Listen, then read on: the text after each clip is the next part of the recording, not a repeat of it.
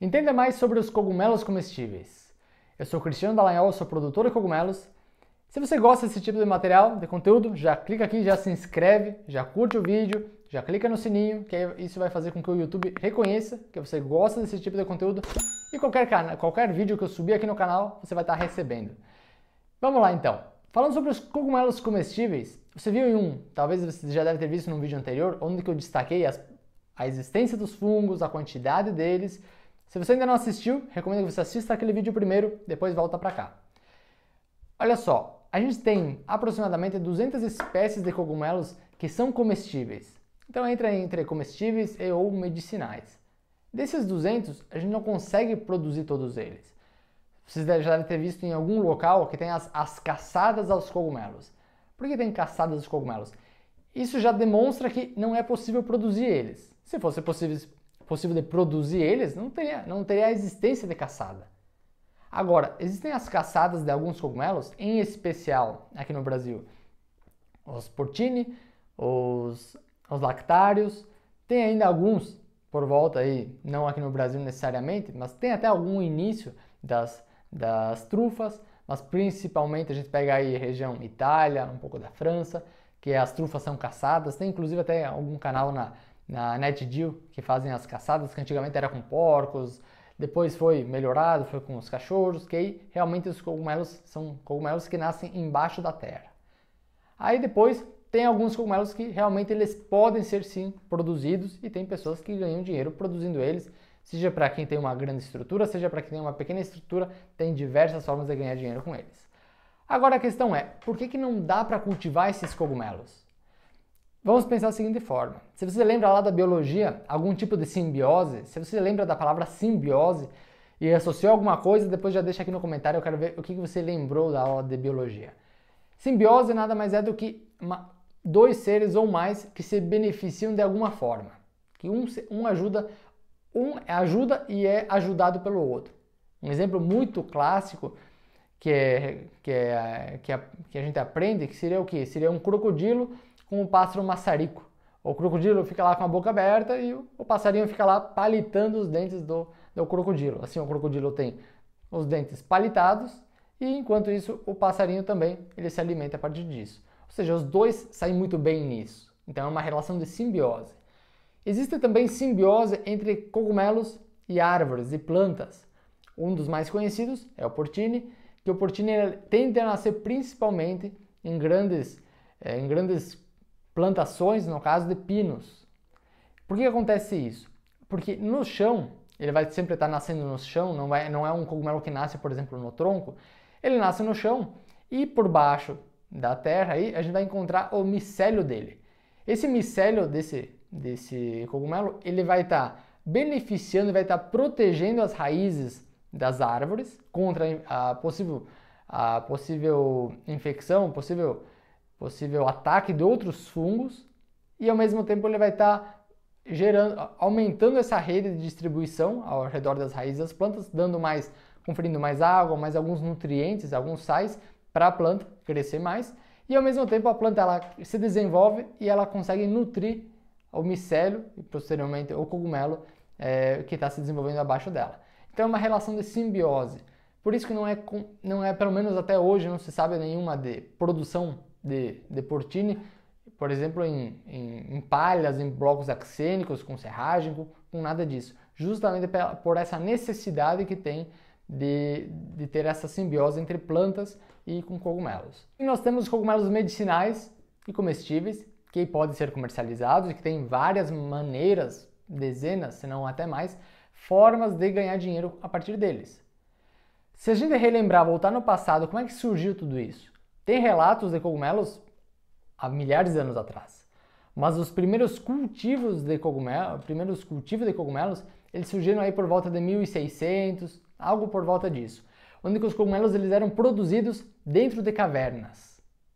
Isso, por que uma caverna? Porque a caverna ela tem uma proteção tanto da iluminação, que não é tão intensa, não vai ter o sol batendo, os raios em cima disso. Lembrando que cogumelos não realizam fotossíntese, por isso eles não necessitam de uma luz solar intensa. Eles gostam de iluminação, claro, mas não uma luz direta. A caverna ela é úmida, o que é ótimo. Além disso, não vai ter chuvas torrenciais em cima dela, vai ser protegido contra vento. Então tudo isso é possível. Naquele caso, eram iluminadas principalmente por tochas, por fogo também era possível. Só que, claro, de 1600 para 2023, 2000, sei lá agora, os anos atualmente que nós estamos, muita coisa já foi desenvolvendo e, claro, nós conseguimos fazer a produção deles, seja por derivados de palhas, seriam os agro-wastes, ou seja, o que é desperdiçado na parte agro, é possível então estar produzindo vários tipos de cogumelos diferentes e a partir disso está rentabilizando. Claro que nessa corrida toda de sair lá dos anos 1600 de uma caverna para hoje, países mais desenvolvidos eles já começaram a fazer a produção, eles estão produzindo 20, 50 vezes mais do que nós brasileiros, produzindo e consumindo 20 a 50 vezes mais do que nós. E eles, por que isso? Porque atualmente não é mais necessário cada produtor ter uma caverna. Imagina só, cada produtor tem uma caverna de cogumelos própria.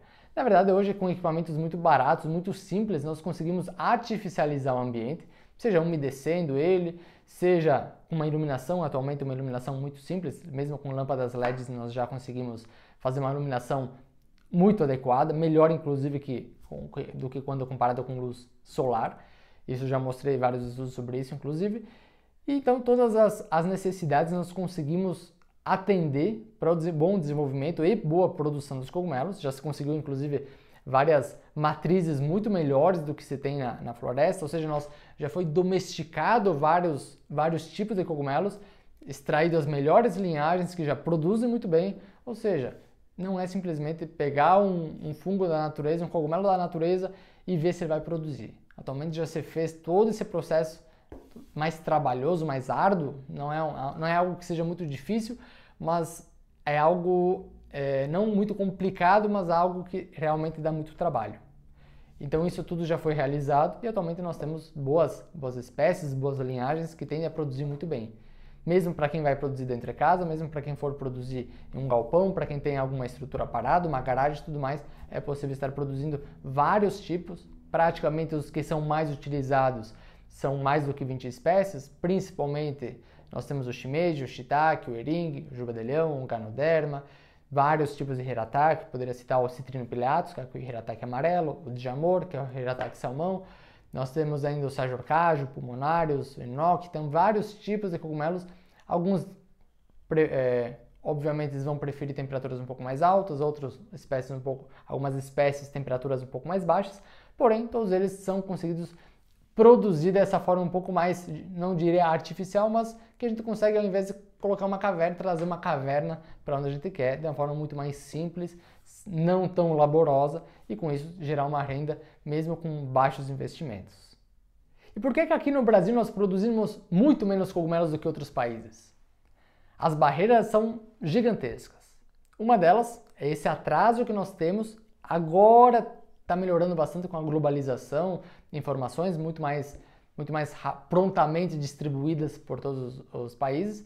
Nós estamos já tentando recuperar tudo isso, porém nós estamos ainda muitos anos para trás do que os outros países estão a nível de desenvolvimento.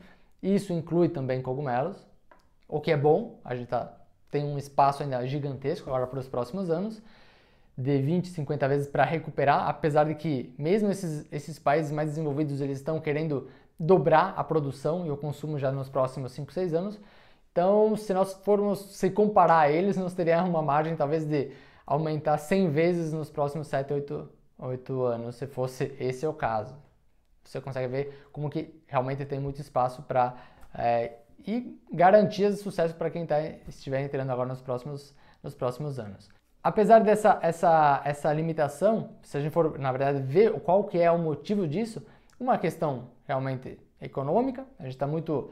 uma questão econômica, mas principalmente uma questão de linguagem. O nosso idioma, o português, ele é um dos idiomas menos falados. Se a gente comparar percentualmente, nós talvez esteja 5% apenas da população mundial é que sabe falar português, então é um percentual razoavelmente muito pequeno.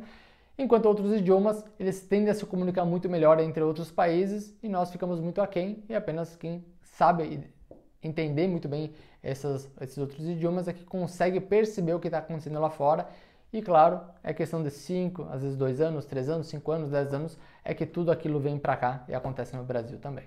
A mesma coisa acontece com cogumelos, assim como outros países já cresceram bastante, continuam ainda crescendo, aqui no Brasil estamos agora começando a sentir essa curvatura começando a inclinar e a gente vai, nos próximos, pelo menos nos próximos 10 anos, decolar na produção e consumo de cogumelos também.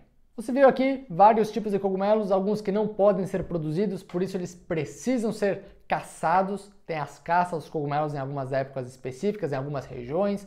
Outras regiões vão ter outros tipos de cogumelos, vai ser muito regional. E alguns cogumelos que podem ser cultivados em praticamente qualquer local. Seja um lugar que você tem dentro de casa, um lugar que você tem num galpão parado, seja uma construção que já tem algumas coisas lá, só dar uma limpada, você pode estar produzindo também lá. E com isso, seja para uma produção para consumo próprio, seja uma produção para você estar gerando uma renda para viver a partir deles, ou uma renda extra que você pode associar ele com o trabalho que você já tem atualmente. Espero que tenha gostado. Se gostou, comenta aqui embaixo o que você achou desse vídeo e a gente se vê. Forte abraço, fique com Deus, valeu!